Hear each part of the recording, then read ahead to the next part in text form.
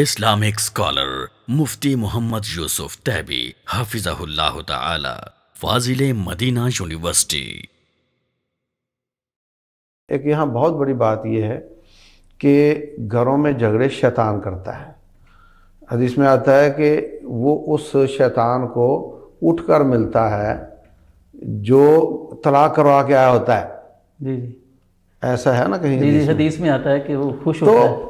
وہ کوئی کہے میں کفر کروا گیا ہوں، کوئی کہ میں شرک کروا گیا ہوں، وہ کہتا ہے کوئی بڑی بات نہیں ہے۔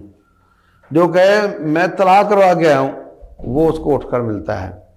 تو یہ شیطان کا چکر ہے، اس میں ہمیں بہت محتاط رہنا چاہیے۔ ایک سبب یہ بھی طلاق کا ہے، بلکہ سب سے بڑا سبب ہے۔ جب حدیث میں آ گیا کہ یہ شیطان یہ کام کرواتا ہے، تو پھر میں کہتا ہوں کہ گھروں میں دم چلاؤ بھائی۔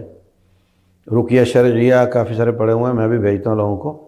تو بھائی وہ چلاؤ گھر میں، 24 گھنٹے چلاؤ، سارا مہینہ چلاؤ، دھیمی آواز میں رات کو بھی چلائے رکھو اس کو، تو اس سے کئی لوگوں کے مسائل گھر کے حل ہو جاتے ہیں۔ صحیح۔ میں ایک قصہ سناتا ہوں آپ کو۔ مدینہ میں پڑھتے تھے تو ایک بزرگ تھے محمد اسلم، جیلم کے تھے۔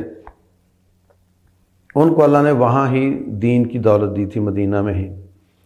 تو وہ ڈرائیور تھے کمپنی کے، تو جہاں مجھے درس دینا ہوتا تھا کمپنیوں میں مزدوروں کو میں درس دیا کرتا تھا، تو وہ اپنی گاڑی پہ لے جاتے مجھے، ان کو کمپنی نے گاڑی دے رکھی تھی۔ تو مجھے کہنے لگے کہ میں جب میری شادی ہوئی نا تو گھر میں جھگڑے شروع ہو گئے، ایک دم جھگڑے، دنگل بنا ہوا جناب۔ اور نہ میرا دل چاہے کہ میں ریل کے آگے لیٹ جاؤں، اتنی حالت خراب۔ ایک آدمی نے میری حالت دیکھی تو مجھے کہتا کیا مسئلہ ہے تیرا؟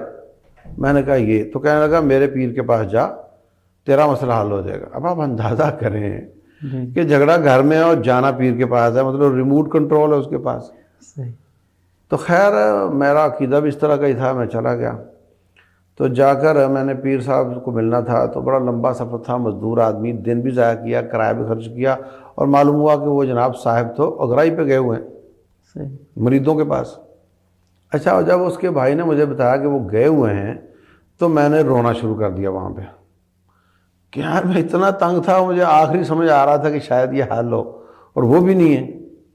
تو میں نے رونا شروع کیا، تو اس کا بھائی جو تھا نا پیر صاحب کا، اس کو ترس آیا مجھ پہ۔ تو اس کا بھائی کہنے لگا یار تو بہت ہی مظلوم لگ رہا ہے، مجھے بتا کیا مسئلہ ہے، شاید میں تیری مدد کروں۔ تو میں نے اس کو بتایا، تو کہنے لگا یار میرا بھائی شیطان سے مدد مانگتا ہے، تو بھی مانگ لے، ٹھیک ہو جائے گا۔ اللہ۔ اب وہ خود تو نہیں بولتا، اس کو پیر ہوتا تو اس نے بول دیا۔ کہتا ہے وہ کیسے؟ تو اس نے کاغذ پہ کوئی چیز بنا کر دی اور کہا کہ آپ نے نہر کے کنارے سناٹے میں جانا اور جا کر وہاں پر یہ جملہ بولنا ہے بار بار، 40 دن غالباً یا 41 دن،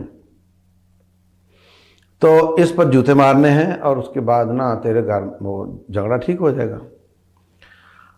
وہ کہتا ہے کہ وہ دن تو 41 بتایا تھے اس نے، ابھی ہفتہ نہیں گزرا تو گھر میں معانقے شروع ہوئے ہیں، دعوتیں پک رہی ہیں، اور ایک دوسرے کو معانقے چل رہے ہیں جناب۔ بالکل ٹھیک ٹھاک ہو گیا۔ اچھا خیر میں نے اس کو پوچھا کہ وہ دم کیا تھا اور کاغذ پہ کیا لکھا تھا؟ کہتا مجھے اب کچھ یاد نہیں، اتنا یاد ہے کہ اس میں یہ تھا کہ ابلیس میرے گھر میں سلوک کروا دے ورنہ تیری گھر والی کو طلاق۔ اب نہ اس کی گھر والی نہ اس کو طلاق۔ کہانی صرف یہ ہے کہ اللہ کو چھوڑ کے ابلیس سے مانگا۔ ایک دوسری بات یہ ہے کہ لامحالہ جو کاغذ پہ جوتیاں مروا رہا تھا نا، اس میں اس نے چھپا کر رب کا نام ہی لکھا ہوگا یا کوئی آیت لکھی ہوگی۔ تو جب یہ کام ادھر سے کروا لیا، ادھر ابلیس سے مدد مانگ لی، اور جو جملے اس کو یاد نہیں وہ بھی شرک ہی ہوگا۔ تو شیطان کا کام ہے تنگ کرنا اور شرک کروا کے گلے میں تعویذ ڈال کے اس کو اپنا بندہ بنا کر اس کی اپنی شر روک لیتا ہے۔ بندہ سمجھتا ہے کہ اس کو شفا مل گئی، حقیقت میں وہ سارا ہی جا چکا ہوتا ہے۔ تو یہ بہت بڑا فیکٹر ہے ابلیس کا طلاق میں، اور اس میں آپ کو صبح شام کے اذکار سب کو کرنے چاہیے، اور دم سننا چاہیے، گھر میں چلانا چاہیے۔ اور شیطان کو خوش کرنے والا میڈیا اور موبائل فون اور ٹی وی شیوی اور یہ تصویریں لگی ہوئی ہیں یا بت رکھے ہوئے ہیں اس کے نام پہ، شو پیس کے نام پہ، یہ سب ایسی چیزیں جو شیطان کو خوش کرتی ہیں وہ ختم کرنی چاہیے۔